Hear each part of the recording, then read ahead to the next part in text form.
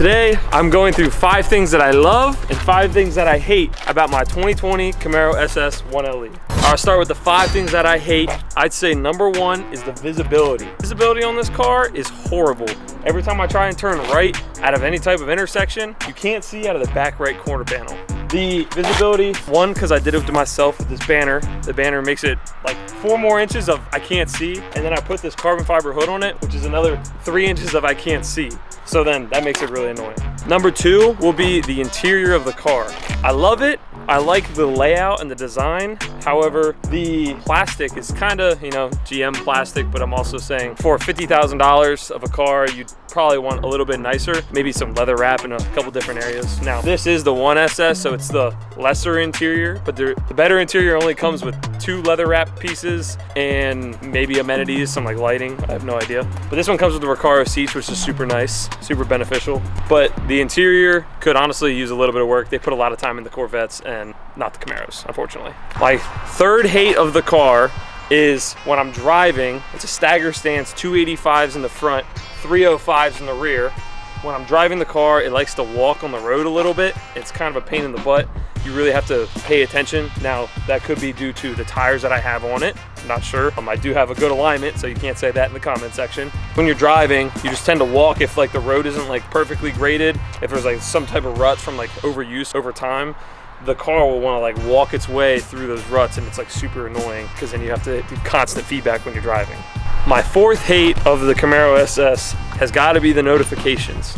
So it's constantly popping up saying random stuff on the dash. The number 1 thing that I hate of the notifications, when you don't go fast enough in first gear, you shift into second, but it will force you over to fourth. And it will say, you must shift first to fourth for fuel economy or something like that. I didn't buy a V8 car to have fuel economy. I bought a V8 car to go fast, make 500 horsepower, and have a good time while I do so. I would say my 5th gripe, or my 5th hate with the Camaros, is that Chevy is screwing us over and they're not making them anymore. I love the legacy of the Corvette. They've been keeping going on. They're doing a great job with the C7s and the C8s. You know, C7s aren't made anymore, obviously, but at least they're moving on to the C8. I would love to see a new Camaro. Unfortunately, it's discontinued. Who knows if they'll bring it back? I mean, they did forever ago in 2010, and they stopped making them in, I think it was like 2001. Don't quote me on that, I'm not sure. But that would have to be my 5th hate. We'll move on to the 5 things that I love about my Camaro SS 1LE. Number 1, I'll start with the aesthetics. And by that, I mean the color of my car is rally green metallic, super rare color. They only made it in 2020, as I said in one of my previous videos. Go check that out, I did a full shop tour. So it's a super rare color, arguably one of the rarest colors you can find in the 6th gen Camaro. Second, I have my carbon fiber hood that broke the bank when I bought it, but is the best mod I put on the car because it's my favorite the way it looks. Fully carbon the entire way through. Shout out Anderson Composite. I did the wicker bill, painted the calipers, I lowered it, put a splitter, the side skirts on it, and I did a bunch of carbon interior pieces. So overall, the aesthetics of the car, that's probably gonna say that's my number 1 favorite. So number 2 would be the way this car sounds.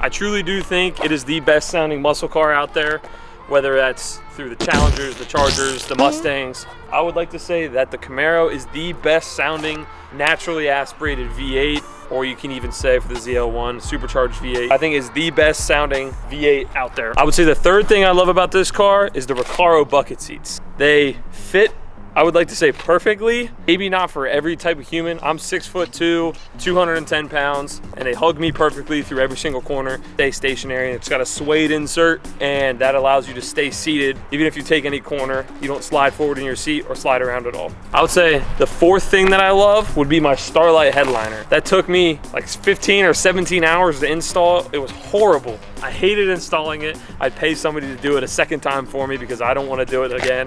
That is probably the coolest mod I've done to the car. I would say that's my 4th favorite thing. It doesn't come stock on the car, I did it, but it still looks really cool and has the shooting stars. You can change it to whatever color you want, and it looks amazing. Everybody that gets in my car is like, oh, I'm in a Rolls Royce, even though we just call it the cheapo Rolls Royce. The 5th and final thing that I love about the Camaro would be, it sits right at 500 horsepower. I think with 500 horsepower, you can get the job done with anything you want to do. Whether you're racing around a track, you're driving down the street, 500 horsepower is like the perfect amount of power. If you have too little, you are very slow.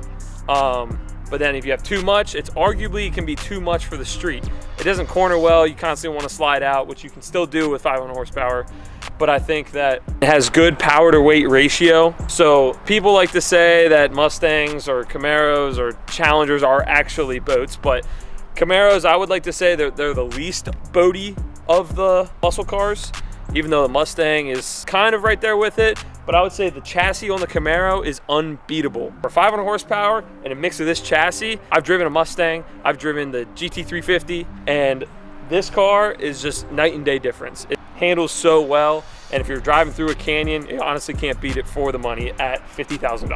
All right, guys, thanks for tuning in. Sorry this was a shorter video because I have a couple things coming up next. Stay tuned. A couple three-wheeler videos, potentially dirt bike videos. I have a big project coming up that super hush hush, but I'm super excited about it. Still trying to convince my sister to get over here, and I'm gonna teach her how to wheelie, even though I don't think she's gonna be able to do it very well. But like, subscribe, comment, do all the three, and I'll see you again next week.